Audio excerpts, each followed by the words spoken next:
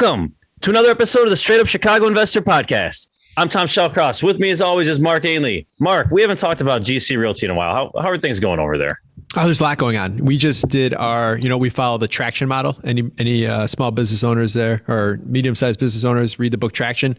It's a great management system, but it has us doing our quarterly meetings. And each quarter we have rocks, and the rocks are like the big goals that take the full quarter or whatever to help you keep your business moving. But a lot of our rocks this quarter were around hiring. So anyone out there, I'm going to put the word out here right now. We're looking to have to hire a COO, so kind of a second in command here, and we're looking to hire the number two in the finance department as well too. And then right now I am sitting in the maintenance dispatch department. Well, we had somebody that I started training and they didn't work out, so we're looking for the 2.0 version of them. So anyone knows anybody in those three areas, or anyone in general that's looking to work in real estate and stay close to real estate through property management, I would love to talk to you. So please reach out. All right. Way to steal our banter as a commercial. I like it. Yeah. No, that was totally turned into commercial. But the add value there was Traction. Traction was one of those books for us as a small business that really helped change the trajectory of where we were going, at least trying to get things done as we grew. Life gets so complex the more people you add into the spectrum of communication and getting things done. It's useful even like in the one-man shop, right? You're just an investor with a couple of units. Like I can't remember the guy's name. It's Gino something, but Gino Wickman. Yeah, I talked to someone yesterday. And they're a one-man shop. I said, listen, you can read it, and you'll get a lot of good principles from it, just to run your one-man shop even from. Yeah, no, absolutely. Well, cool. Well, what do we got for, let's jump into housing provider tip of the week here. All right, housing provider tip of the week. We're going to keep it current with the topic we have today. But, someone called me the other day, and that's usually where I get these housing providers is I hear other people and I give them advice. I'm like, oh, that's probably a good one for everybody. But a couple of times in the last couple of weeks, someone called me thinking that they had a steal of a deal when the property tax were like $900 and they had a senior freeze on it. And I said, there's a more good chance that in a couple of years that's going to go away. And so just being the tip today is really making sure you're understanding, and maybe we'll be able to learn on today's episode exactly where to look that up, but make sure you're understanding what exemptions are on a particular property when you are getting property tax information. Yeah, there's so many simple things too. Sometimes you'll see like on the MLS listing, it's like 2018 or whatever. Right? It's like 3 years old. It's got 3 exemptions on it. It's like, it's garbage. Yeah. And I think tax is one of those things that if you're looking at a property that all the neighboring properties or anything in that town are 35 or 4,000 unit taxes, and all of a sudden you get one that's 1,000, that's a red flag. That's not a good deal most of the time. It's not. You got to explore that red flag first. Yeah, absolutely. All right. Today's guest, returning guest. So with us again, an attorney with KSN. For those of you who are regular listeners of the show, this is when you hear the appeal.tax, same company here. So when you hear those commercials, this is the voice behind it. This is our guy. He's 100% dedicated to tax assessment appeals. Since becoming a member of the Illinois Bar in 2015, his efforts have been to substantially lower his clients' property tax burdens. I've done several buildings with him, referred him out multiple times, been a lot of help with just helping me understand the process and also lowering my taxes. So without further ado, let's welcome Tim Jacobs to the show. Tim, how are we doing today? Doing pretty good. Quick correction, I'm a member of the bar since 2005. So, what did I say? 15. I'm like, man, yeah, that I started doing the math. I'm like, oh, I'm bad at reading. Yeah. I wanted you to feel young again, my friend. Yeah. My hairline was a lot lower in 2005. So we were talking about what bloopers we could add to the show. So we're 1 for 1 already. All right. So Tim, let's start at square one. Mark kind of alluded to it in his tip there. If someone's just like, all right, I want to understand what are the property taxes? Have they gone up? Is there an exemption on them? Let's just start real basic here. Where can they go get that information? And can you just walk through like what they should be looking at to understand what the true cost of their taxes are? Well, there's 2 good sources of information for that. One is the Cook County Assessor's website. Pretty easy to find, cookcountyassessor.com. If you've got your address or preferably your PIN number, you can search up the property's assessment history, current and prior, and see if there's any noticeable changes. You may not get what the numbers mean, but if you see an assessment in 2020 jump 20% or 30% in 2021, that's something you want to pay attention to, and may seek professional help if you see something, jump like that. Another website you want to look at as well is the Cook County Treasurer's website. It's intuitive, 𝗤𝗏𝐃𝐲𝗄𝐿𝐻.com. Just spell it out. The good thing about that website is it shows an exemption history, so you can look back 5 years. You can also grab a PDF of the most recently issued bill, so you can see the actual amount of the exemption. So if you run into a nightmare scenario like Mark talked about, where, or an appealing scenario, I should say, where you see a $900 tax bill and you want to purchase that property, but you want to get a better idea what the taxes are really going to be once you acquire it, you can see the actual amount of the senior freeze. You want to grab the second installment tax bill. That is the one that indicates the actual amounts of any exemptions in the property. And there's an exemption section on the tax bill. You can see that. So you can see if there's a senior freeze on there for $10,000 because the person's been getting it since the 1980s. What your real tax liability is going to be. Got it. So when we're comparing to previous years, like talk through what happened in 2020, right? Because they somewhat lowered assessed values across the board, or for a lot of properties. Did we actually see any sort of tax relief? Was it all kind of just shenanigans? And then when we're comparing it, like when 2021, we're seeing the bigger number. Should I be looking and comparing that to 20 or to 19? Because that was a little odd what they did there. Right. So last year in 2020, the assessor's office, they shut down for a little while because of COVID, but they also decided after they reopened to do a kind of artificial revaluation of residential property. And by residential, I mean single family homes and small apartment buildings, 6 units or less. What they really did was give a blanket, on average, 10% reduction to every residential property in Cook County, whether you had a mansion in Glencoe or, a 2-flat in Jefferson Park. Didn't matter. You got on average about a 10% reduction in your assessment. But the part that made it somewhat fluff and not real, shenanigans to borrow your term, Tom, was that since 80% of the property owners in the county got this 10% reduction, the tax impact was pretty minuscule. I'll give you an example. My property got about a 10% reduction. I think my taxes went down about $15. So, when they give some widespread reduction to most property owners, the impact of those reductions are very minimal. So it didn't really help at all. And this year is a reassessment year for the city of Chicago. They reassess property every 3 years. The last time they really reassessed property, and that's, valuing it from the ground up, not just applying some token reduction, was back in 2018. So generally when you have a reassessment year, you do see the numbers jump. I think the contrast between 2020 and 2021 is a little more stark just because, last year were reduced for most property owners. But nevertheless, when you do look at these increases, a good rule of thumb, when you see a particular increase in assessed value, whether it's 20%, 30%, or God forbid more, is that's what you can expect in a tax increase. So if if your tax bill was $5,000 on a $200,000 property in 2020, and that went up to $250,000, let's say this year in 2021, or a 25% increase, you can expect a 25% increase in tax. Or I can't do the math there. I deal with numbers all day, but 25% above $5,000 is what you're looking at. Got it. And so we talked. I believe Chicago's divided into 8 or 9 different townships. You can correct me on that. Talk about it. Right now, we're recording this in mid-October. Which ones have been hit so far?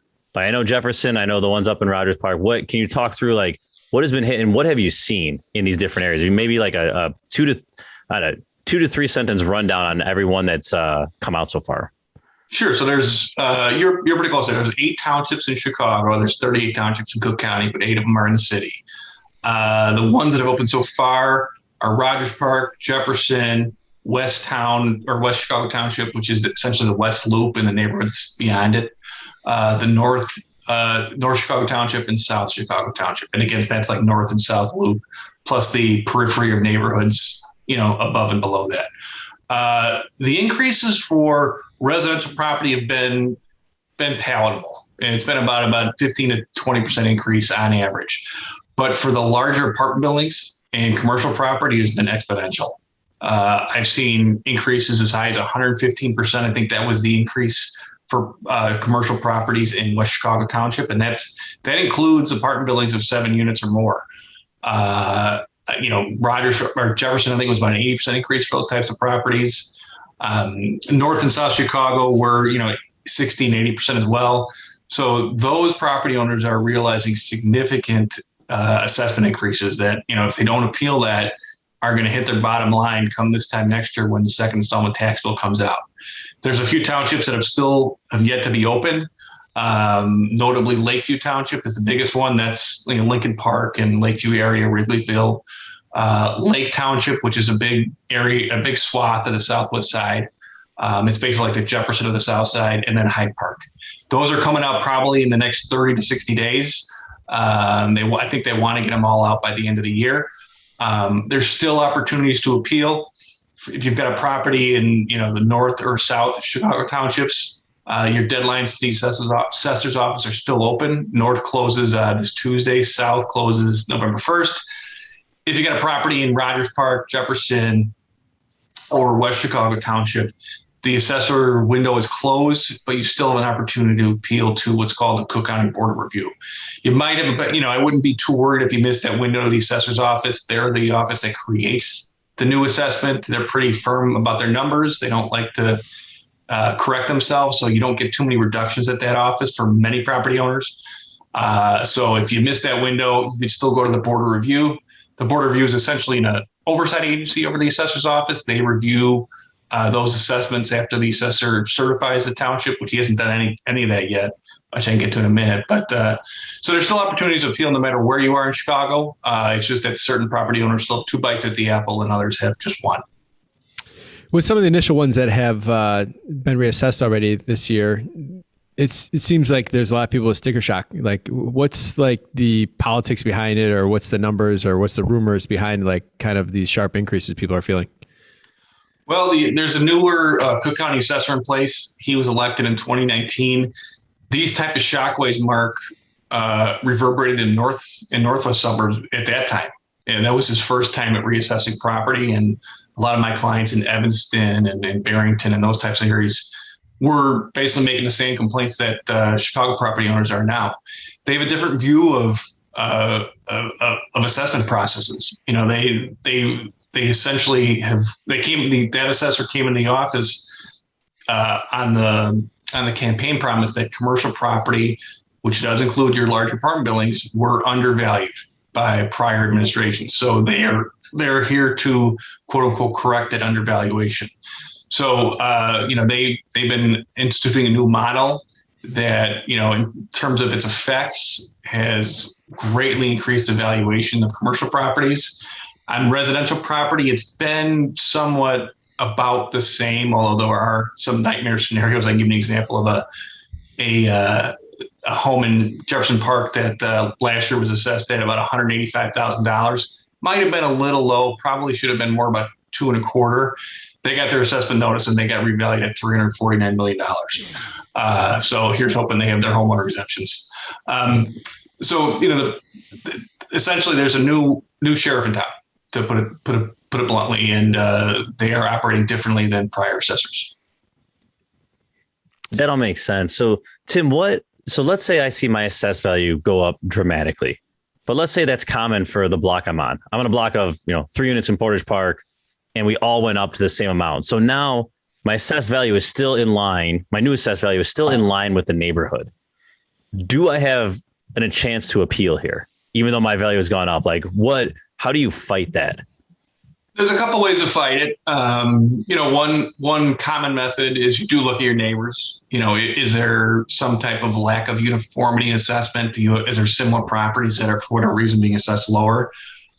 Usually you can find some, even if it seems, on a quick scan of things, that everything seems to be assessed fairly evenly. Another way you can look at it, especially for your 6 flat and under, is, did you recently purchase this property? If you bought it in the last couple of years, you might be able to use your purchase price to your advantage, especially if that purchase price is exceeded by the assessor's valuation. And I see that many times. If you refinance recently, one of the questions I ask my clients is, did you refinance in the last, 12 to 18 months? The reason why I ask that is that many lenders, although not so much lately, would require an appraisal being done.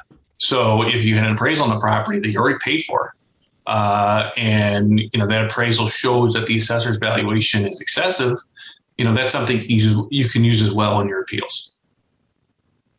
Is there I know Cook County is different every time, but is there a window of time when it opens, the reassessment opens and closes? Is there supposed to be like a rule of thumb? Yeah, there's two windows, Mark. There's the assessor window, which is essentially 30 days. They'll mail a notice of reassessment to every property owner in a particular township. So everyone in Jefferson Township had the same window. Everyone in Rogers Park had the same window. It's been tightened a bit though, because in the past, Mark, they used to give you 30 days to file an appeal, and then you might get an extra 5 to 10 days to submit evidence. So you really had like a 40-day window. But that's been completely eliminated, which is very unfortunate because sometimes these cases take more than 30 days to put together. So you have one window there. You do get a second window at the Board of Review, which I mentioned. That's that second agency that hears tax appeals. Their windows is a little more forgiving. It's a 30-day window to actually submit an appeal, which can be done online, and you don't need much to do that. You literally just put your PIN number in there and say you object to this, and then you get an additional 2 weeks or 15 days to submit evidence. The assessor windows are more widely known because everyone gets an assessment notice in the mail. So that notice will indicate your window. It's also indicated on the Cook County Assessor's website. The Board of Review windows are a little more difficult to find. The board doesn't send notices out to property taxpayers. They'll publish something in newspapers, and you might hear about it in the news. But that's something where that's where your tax counsel comes in, because we're the ones monitoring that. So it gets a little risky if you miss that assessor window. You can certainly try to file on your own at the assessor and board, but if you miss that assessor's office, it's risky to go to the board because you might not know when that window's opening because it's not as widely published. So you have the three areas Cook County is broken down to, and it's triennial. Chicago's every 3 years, or the Northwest suburbs every 3 years, South suburbs are every 3 years. Am I understanding that correct? That's correct. Yeah, you get the city, north and south, and the dividing line for the suburb mark is North Avenue. We're filling out, that's good to know, dividing line, North Avenue. I like that. So we're filling out paperwork on an annual basis for different tax contesting. What are we filling out in the off years? What type of tax contestant are we trying to get in those off years? Well, you can still appeal every year, even though you didn't get, a new assessment. So, if God forbid your value drops or you have excessive vacancies in some of your buildings, you can appeal to get your assessment down based on its lack of occupancy. Or, if you purchased a property in an off year, like I said before, or, if for whatever reason, maybe a lot of your neighbors in the reassessment year successfully filed, but, in Tom's example, you said, I think this looks pretty good, so I'm going to leave it alone. They all appealed in the prior year, got reductions. Now you're out of line. So you can certainly file any year. The only difference is that the amount of savings doesn't last as long. If you file successfully now in the city, you get 3 years. If you're in the south suburbs and filed this year, you're only going to get 2 years worth of savings because it gets reassessed in a couple of years. If you're in northern suburbs, you're down to your last year because they're going to revalue that next year. Gotcha. You brought up vacancy. I know we talked about this on the last show, but I do want to bring it up again. Is you have the ability based on your occupancy rate to get a tax relief. Can you kind of give us, and I think that changed recently too, or there's some rules around it that changed if I'm from America, but can you kind of give a rundown of who qualifies and what it takes to qualify for a vacancy relief? Sure. I mean, any property owner can qualify if you lease your property. I mean, you can even ask for vacancy relief on a single family home. But some of the things you need to show is efforts to lease the property. If you are trying to lease it, you've engaged a broker, you're listing it. If it's being renovated, you can get vacancy as well, but you got to establish the renovation. Give the assessor's office a permit. Show pictures that if you can date them, that's even better. Show them, certain maybe contractor statements as well. So, some of the things that have changed over previous years is they're making you prove it up a lot more. In the past, when I first started in 2005, you could turn in an affidavit and that was it. Now they want to see an affidavit. They want to see pictures. The assessor's office actually requires utility statements now to show ostensibly a drop in electricity and gas usage based on no one living there or less people living there, so to speak. So it's a little more of an uphill climb to prove it up. But any type of lease property, you can get this type of relief. And if you don't get it at the assessor's office or you miss your window to the assessor, you can go to the board of review. They're still pretty strict as well. They don't require utility statements, but they want pictures. They want dated pictures. They want efforts to lease, or, if you're working on the property, evidence that you're renovating it. Got it. So quick comment there. So Tim, we're doing this on one of my properties. We filed for vacancy. We've done a rehab since March. And what happens then? Like, do they just give a relief, but the assessed value doesn't go down? Like, you don't get like a reduction in the assessed value and get to ride with that for X amount of years, right? Well, yeah, I should mention that vacancy relief, when applied, secured is temporary. It's only for 1 year. So if you've got a building in Chicago and you successfully prove up vacancy and it's good faith effort to lease it or renovate it and it's still unoccupied, you will get a temporary break in your assessed value, which will show up on your taxes next year. But when the 2022 assessments pop open again, that assessment should pop right back up, and it usually does. Does it go even higher? Because now they got the permit, and now they got, you're doing work to the thing. Like, do you almost screw yourself in the long term? Well, not really. I mean, I always tell, if you've got to, get the break, even if it's for 1 year. And, the theory behind popping the assessment back up is not necessarily a bad one. They just don't want to assume that you're going to be perpetually vacant. So, if you're vacant again the following year, you can go ahead and apply for it again with the same type of evidence. And assuming, you're working on the property, and even if you've had some delays, that's okay. I mean, they'll still give it to you, or they should still give it to you. It's just they don't want to assume you're vacant for 3 years. They want you to keep proving it up and establishing it so that they feel good that they're getting, the theory behind vacancy relief is to give you return some of the money back to you to put back in the property. And so you'll get it back up to snuff. You'll get it back up to a more valuable state that they can reassess in the future. It's not meant to just give you a tax break. It's meant to encourage leasing, if that sounds counterintuitive. Gotcha. I'm not sure if you said this, but time frame, like how long does it have to be vacant? So if it has to be vacant for more than a quarter of the year, like to really qualify? Well, I would look more at level of vacancy than timing. I mean, timing does matter, Mark. But, if your property is only 10% vacant for the year, depending on, some units were vacant for part of the year, then they were occupied and they were vacant. If you've got more than 10% vacancy for the year, however it's distributed, that's when you can seek vacancy relief. The reason why I say 10% is that the assessor's office, and I don't know to the extent this is accurate or not, but they do tell us this, they bake 10% vacancy into their assessments. So they assume you're going to have some level of vacancy throughout the year. So you really need to exceed 10%. And usually I say at least 20, otherwise it's not really worth asking for. So you want to have at least about 20% level of vacancy throughout the year. Gotcha. I have one more question along the same line. If I buy a property today, middle of October, and I'm buying it from somebody that had it vacant the entire 2021, can I file for the vacancy factor based on time I didn't own it for the taxes? I'm going to be at closing. I'm going to get credited prorated taxes that I'll have to pay actually next year. Can I go in and contest taxes based on vacancy prior ownership, Ted? That leads into my vacancy that I'm going to have now that I'm going to spend the next 6 months. You can try, Mark, but the county has kind of a counter to that. And it's if you buy a property that's vacant, then you assumed it was vacant. Vacancy is kind of an equitable remedy, meaning you got to go in there with clean hands. You had a building, you didn't know what was going to happen. Also, these tenants leave you. If you go into it knowing that half the building's unoccupied and pay $200,000 and you're assessed at $200,000, and you ask them to knock it down to $100,000 because it's half occupied, generally the response you're going to get from the county, and this is both the assessor and board, is you knew what you're getting into. You just bought it half vacant, so don't come to us and ask for a break. Now, the alternative is really if it was occupied and then all suddenly all these tenants left on you, that's a different story. But I don't think you can, ask for vacancy that the prior owner incurred. Just from a, you run into some counter punches from the county that are tough to get around.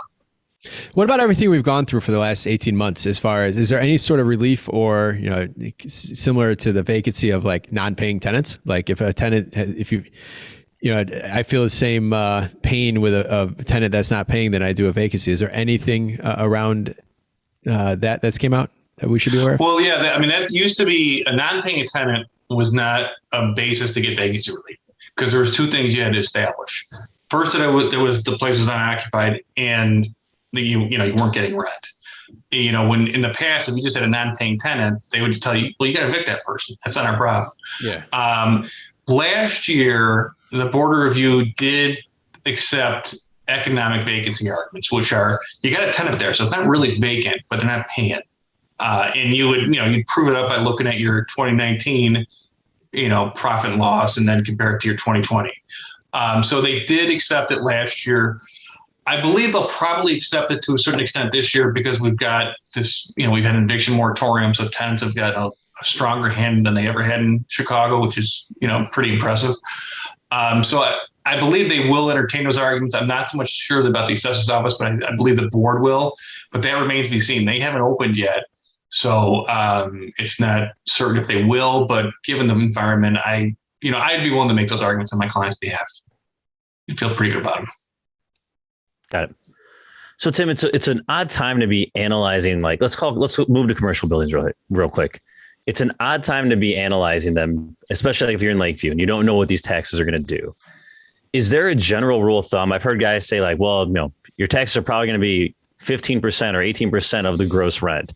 Like, are there any of those rule of thumbs that we should be looking at when analyzing? Because right now that's just a black box and it's besides your debt service, probably one of your biggest expenses. Yeah, in prior life, it was always 105%, 110%, or 115% tax proration, right? I would say go at the highest end you possibly can, especially for those towns that have not been reassessed, like Lakeview. I expect Lakeview to get hit pretty hard. Lakeview has always been treated similarly to West Chicago Township, at least in terms of increases, even though they're different areas. If West is going up a lot, Lakeview's going up. And it's not necessarily a rule of thumb that should happen, but generally when the property values in West are doing pretty good, that usually means the property values in Lakeview are doing pretty good. So, in keeping in mind that the last time the assessor truly valued Lakeview Township, just to pick on that one in particular, was back in 2018. So the market is considerably better now. So, if you're buying property, it's a pain in the butt, but consider reproration agreements. When I was a closing attorney, I used to hate those things because once you did the closing, you want to be done with it, seller, buyer, everybody, but you don't know what's going to happen. If you're going to close in the next 30 to 60 days, that assessment's probably coming out. So you'll have a better idea during the executory period of that contract to figure out the taxes. But, I would say if it's not out yet and you got to sign that dotted line, strongly consider a reproration agreement or, ask for 30-40% increase if they won't go along with that. Because that's the only way to really make you whole both sides. They're not going to give you too much. They're not going to give you a windfall from the seller side, and from the buyer side, you're going to get an accurate accounting of the taxes when it comes due. Yep. We're in that situation right now on one deal, and on another deal, it's actually in Portage. So it's Jefferson Township. We just saw double. Originally in the contract, we had 2020 taxes, which had to be our 2019, which we had to update to show, hold on, no, we got to go off of this because otherwise you've owned the building for almost all of 2020. We're going to be paying this larger amount. Like right. Your proration is going to be extremely short. Mm-hmm. So we've seen it on both ends here. Yeah, I would, hold back money and do reproration, unless, if you know what the new assessment is, you could probably figure it out, with the aid of your transactional attorney, who's probably going to call me or someone in my field, as they usually do. But I think those kind of went the way of the dodo for a while, but I think they're going to be coming back because it's the only fair way to do it now. I don't know how else you could do it. Yeah, it's so ambiguous, right? You can be off by like tens of thousands. Right. All right. So Tim, let's talk about like if someone's looking at their statement now and saying, you know what, I want to appeal, and they're thinking, well, I can just go online, I can put the pin in.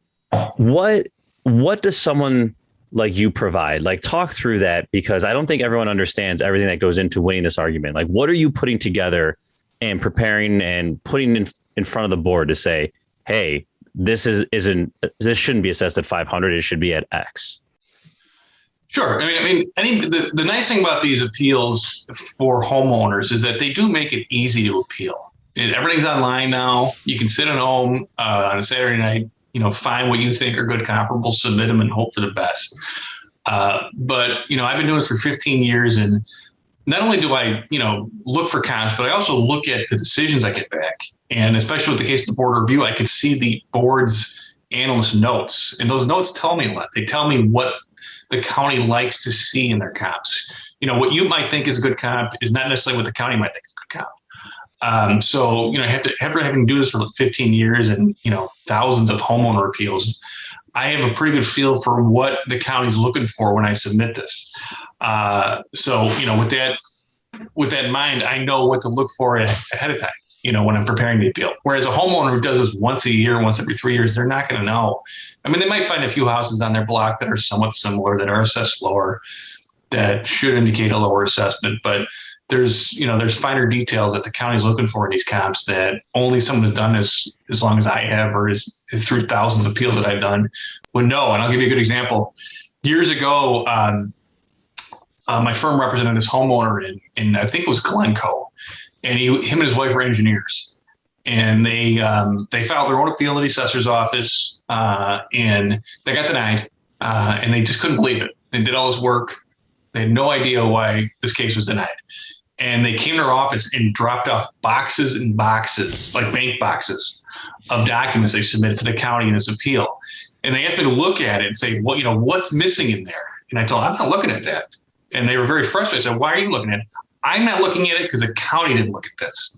They don't have time to look at that stuff. You get a few minutes to make your case. So, you've got to make sure you're making your case very succinctly in a matter of, a page or two in most cases. Otherwise, you're going to lose. So, it's that type of experience that lends itself to more successful appeals. Doesn't mean a homeowner can't do what I do. They can.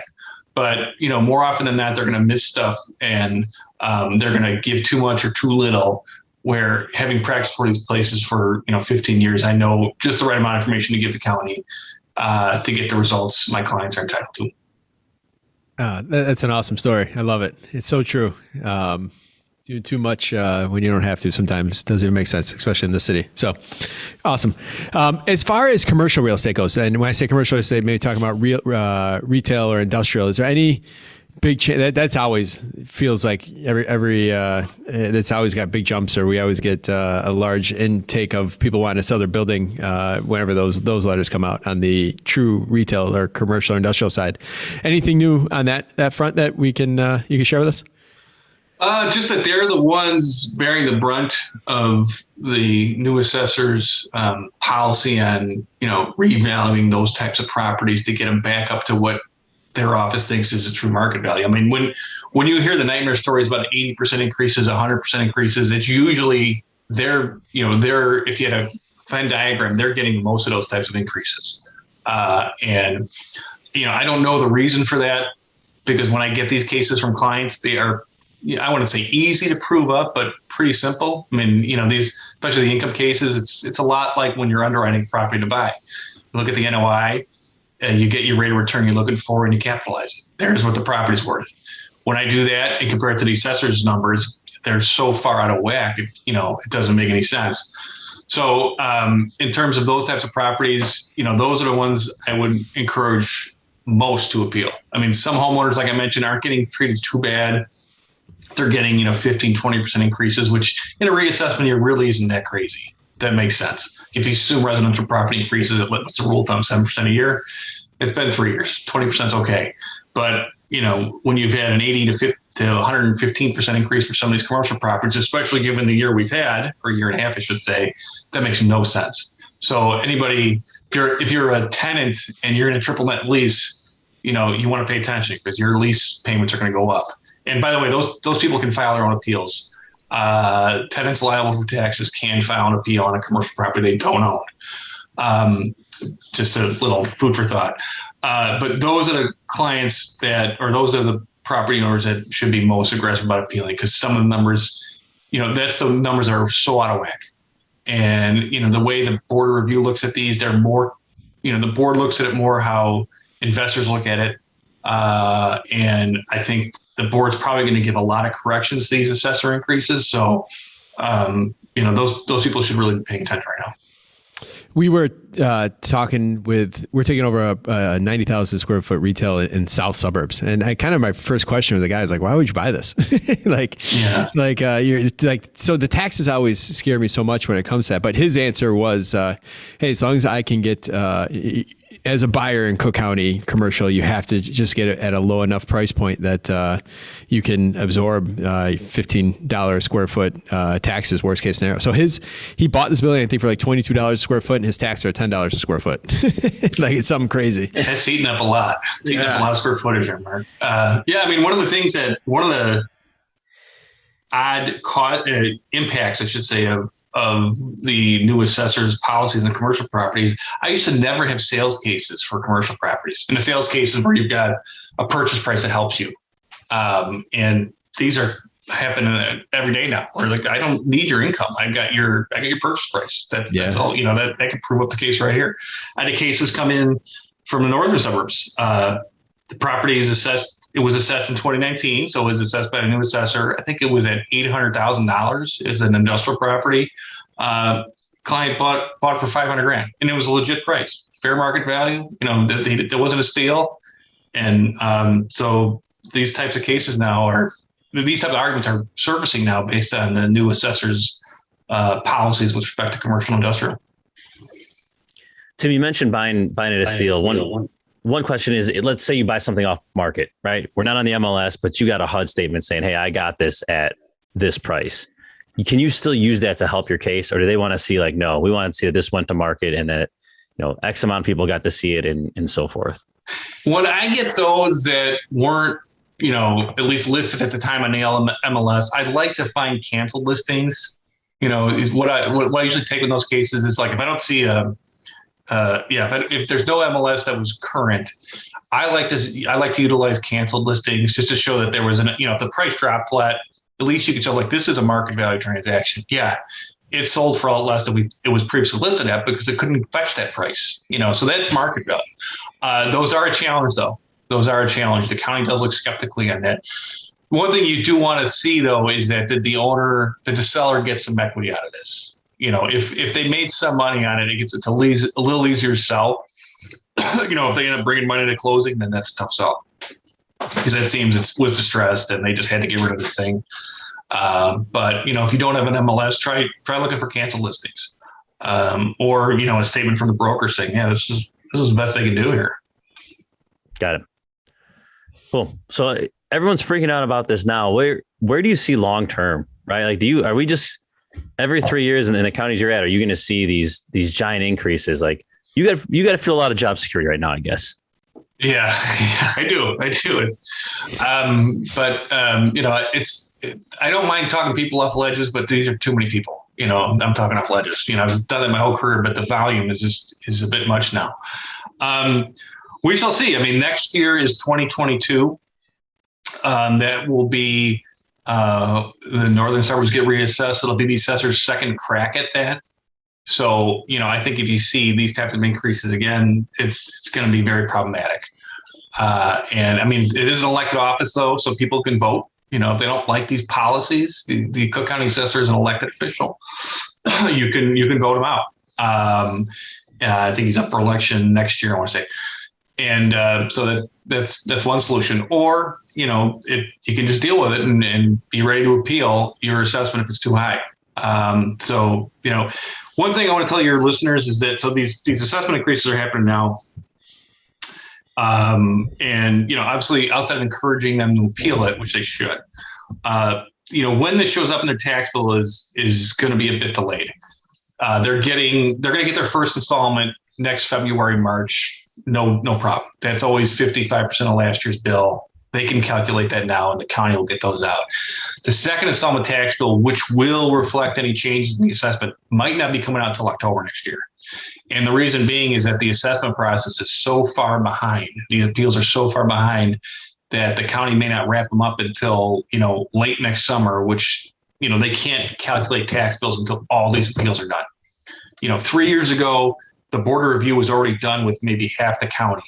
they haven't even opened any of these townships yet, not through their own fault, but because the assessor hasn't closed any of these things, hasn't issued decisions on any properties yet, which is pretty alarming because we're already in October, and they usually issue decisions by late spring for some townships. So this isn't a problem to deal with. You have to deal with it now, but this isn't a problem that's going to hit their pocketbooks until probably this time next year.